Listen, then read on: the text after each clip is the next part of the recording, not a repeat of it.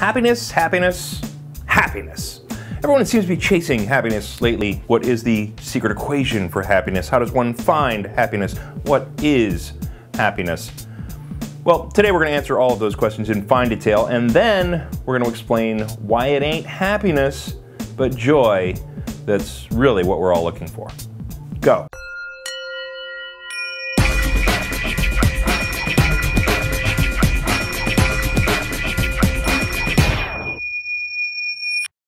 Welcome to the I Am Podcast, where we answer all the questions about spirituality and inner peace that you ever wanted to ask, and where we learn the secrets of humanity and divinity through a better understanding of both. I am your host, Sean Webb. Okay, so, happiness. If you've been watching since about episode 4, you know that within the body-mind-spirit model, we explain to you exactly how specific emotions like anger, sadness, fear come together within our minds. And we explained what exactly we as humans are thinking about when those emotions come about. In addition, we explained how the components of the emotional influence system within the mind create all our emotions. And we discussed how the specific definitions of emotions can be so well defined that it can allow us to even predict our emotions if all other variables are known. And if you want to understand how the psychology of the human mind works to 100% accuracy and get the answers to 4,000 years of psychological mysteries, go watch episodes 4 through 8. Now, you also know, if you've been with us, that in episodes 9 through 14, we discussed some of the specific definitions of some negative emotions. We talked about anger, we talked about sadness, we talked about fear, and the specific definitions that exist for those emotions and how the mind works to create those, and you understand the slow motion process.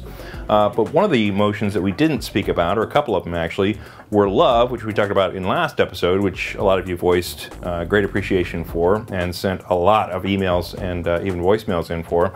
And the other one, which we're talking about today, is happiness, one of the other biggies that we left out. And so here we are. We are about to pop the top on one of the biggest secrets in the history of man. What is the secret to happiness?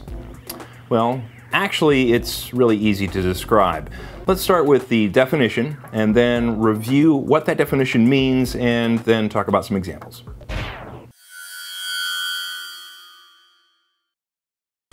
Okay, so the new definition of happiness is the emotion that is felt through the equation of emotion when little or no perceived difference occurs between an expectation or preference of reality when compared to a person's perception of that reality. Okay, so what does that mumbo jumbo really mean? Well, if you recall in episode 4, we discussed the equation of emotion which governs and creates 100% of our emotions, and then in the subsequent episode we discussed the other components that feed into the variables of that equation of emotion. And in those episodes we explained how when your expectation or preference is different from a reality as we perceive it, that's where our negative emotions come from. When we want or expect one thing and another thing that doesn't measure up to that happens, negative emotions are generated. And so we also explained that when our reality, as it is perceived, meets our expectation or preference, a positive emotion becomes the result. And basically, this is where happiness lives. Or does it? Well, officially it does. Regardless of culture, ethnicity, religious beliefs, etc., as humans, when the reality of something we're attached to meets our expectation or preference, regarding that attachment, happiness occurs. And just like before, the level at which you're attached to whatever it is what creates the varying levels of happiness that we experience. For instance, if you're mildly attached to the New York Yankees, you're mildly pleased when they win the World Series. But if your attachment to the Yankees is so powerful that a very portion of your identity becomes the New York Yankees and their results, you feel the elation of walking on sunshine when they win because of the promotion of your egoic understanding. And basically, that's it. I mean, that's how happiness works. It's that simple. Anytime you have an attachment to an expectation or preference, and reality meets that expectation or preference, happiness occurs at whatever power level you're attached to that expectation or preference. No attachment, no emotion. Attachment and different results than you want, negative emotion. Dependent on the variables, watch the past episodes.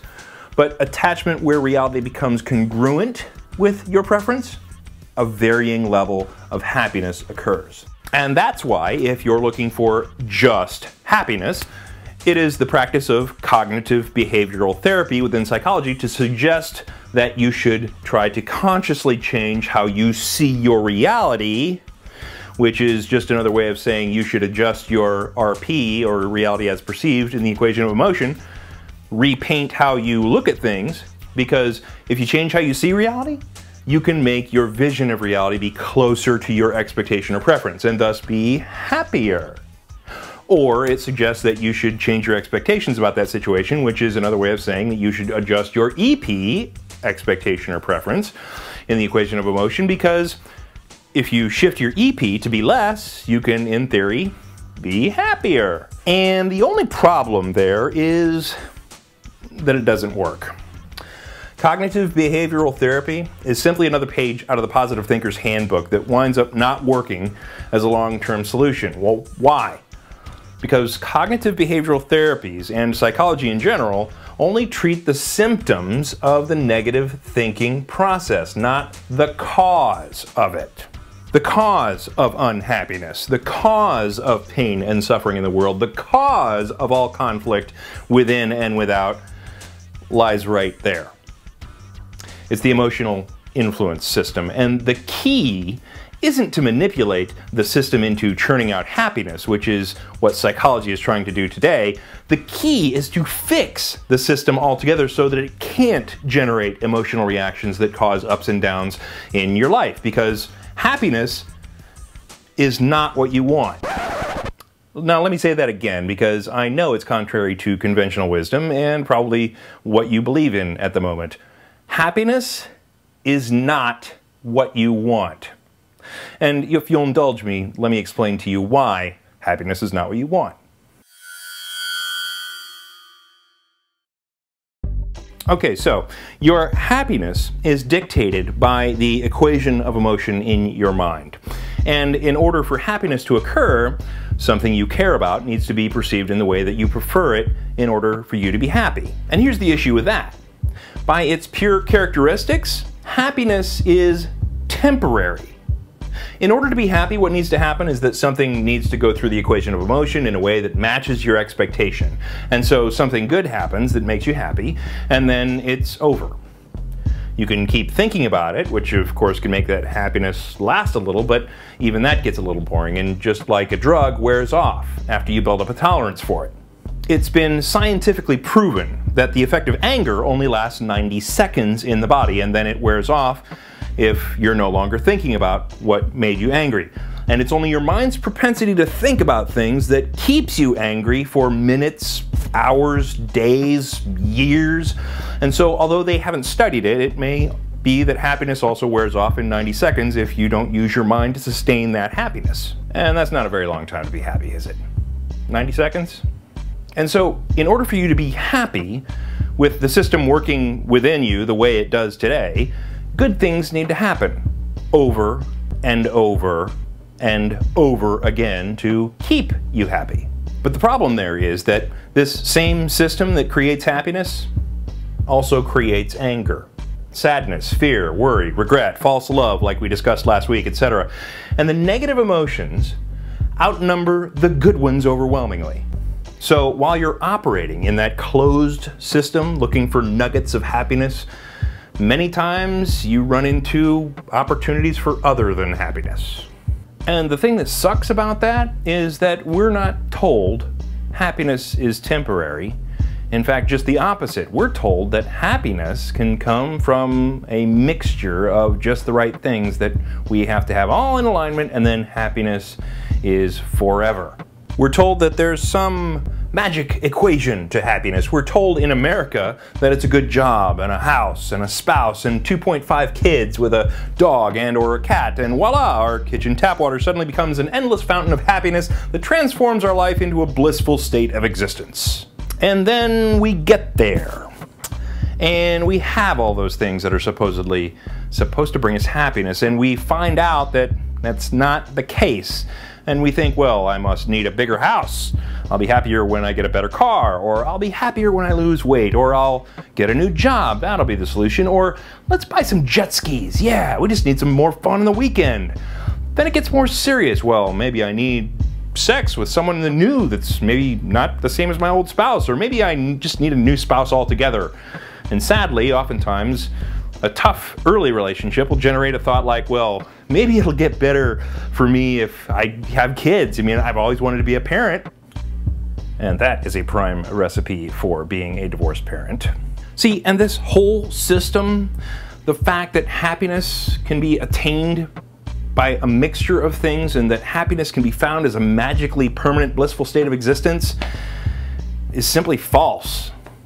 It's a load of horse because it is impossible for any human being to be permanently happy while this emotional system, this emotional influence system, is still in operation. Because this system, the system of mindful attachment and egoic valuation and the equation of emotion, the system that you exist within right now is not very conducive to experiencing happiness, let alone sustaining it.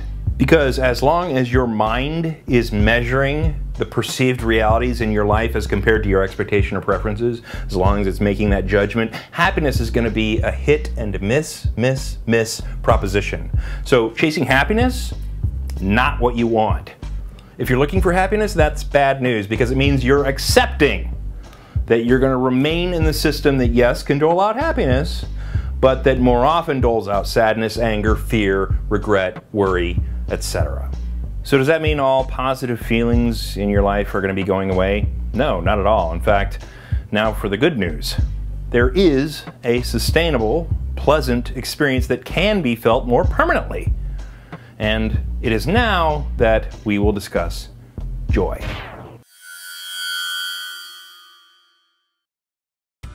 See, joy is different than happiness. Happiness is a condition of the mind. Joy is a state of being, and that may sound like I'm bringing some technical semantics into play here, and psychologists will argue that joy is simply an emotion related to happiness, but they are dead wrong. And the difference between happiness and joy is more than one of just semantics. Happiness is a result of an occurrence happening as you prefer it to occur. You win the lottery, you're happy. Your team wins the big game, you're happy. You get that raise at work, you're happy.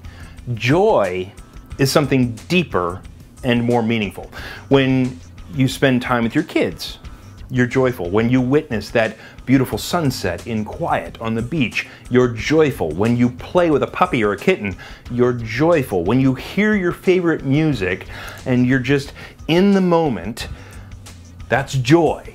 There isn't a preference there about what the music should or shouldn't do. It's just there, and it takes you there. Joy is deeper. It comes from a place that is beyond the mind. Your mind isn't thinking, well, that sunset is awesome, I prefer it that way, or this music is just the right tempo. No, you're just taking in the pleasure of that moment and standing in the awe of God's grace at that moment as it is expressed through the sunset or through that awesome guitar riff, and tapping your feet, experiencing joy. In comparison, when your mind is experiencing happiness, it is thinking, I just won the lottery, woohoo! Or look at these grades on my child's report card, yay! Bernice Wood gave a great example on her blog when she said, if you go out to an awesome dinner, it would make you happy. If your 12-year-old daughter planned and cooked her very first meal for the family, you would be filled with joy. See, joy emanates from spirit. It emanates from beyond mind. There is no equation of emotion influence that needs to happen to experience joy. Joy can be felt by simply observing the wondrous miracle of life on this planet without mindful input, and thus it is not a condition of the mind like happiness is when everything is meeting your preference. No, joy is a state of being that is beyond the mind's influence. And joy is what you're actually seeking when you think what you're seeking is happiness. Joy is what you're missing when you think you need to change something in your life. Joy is what all the rich people are missing when they attain all the things that are supposed to bring lasting happiness but don't bring lasting happiness for them. When you get to that stage of bliss in your personal meditations, that's not happiness. There's nothing happening there that is in congruence with your mind's expectation or preferences. That is simply a state of being that you are enjoying. It is joy. When you feel the warmth of that great hug from that loved one, that isn't happiness. Your mind isn't processing something that it needs to weigh whether or not the expectation or preference is meeting the reality right then. You are simply enjoying the existence of that hug and the love that's being conveyed. It is a non-thinking process. And that's why hot fudge sundaes, all joy. See, alignment with spirit is what happiness is missing. Happiness is aligned with the mind. And the mind changes, which is what makes happiness temporary. Alignment with the spirit brings joy. And because the spirit is an unchanging, loving force, joy is permanent when you get the distractions out of the mind, out of the way. So I guess we've come all this way in this entire episode to say this. Avoid happiness at all costs, people. And how sick is that I just got to say that? I love this podcast. On to our homework. Homework this week? I know it's a new idea, but start noticing the difference in your life between happiness and joy. And come share with us on the blog or on Facebook or Twitter how you see happiness in your life and how joy shows up in your life, because there is a difference and you will start to see it. Because your examples will help others understand better also, feel free, share as much as you want or as little as you want. You can leave your comments at iamspirituality.com under the post of this video, and they'll also show up on Facebook because we just implemented that little cool trick. The Twitter address is twitter.com/iamspirituality, and the Facebook address is facebook.com/iamspirituality. Next week, we're going to discuss the two different types of information that we gather in the world and discuss the illusions of both. Don't miss it. In the meantime, send me some questions if you'd like them answered at sean@iampodcast.com. That's the address that you can use. I've been getting your emails, by the way, from all over the world, from France, Romania, South America, Australia. Awesome. If we can't find answers to your questions from the body, mind, spirit model, maybe we can figure out a good answer between the two of us, because I don't have all the answers. You do. I'm just trying to show you where to look within yourself to find them. Anyway, see you next week. Peace.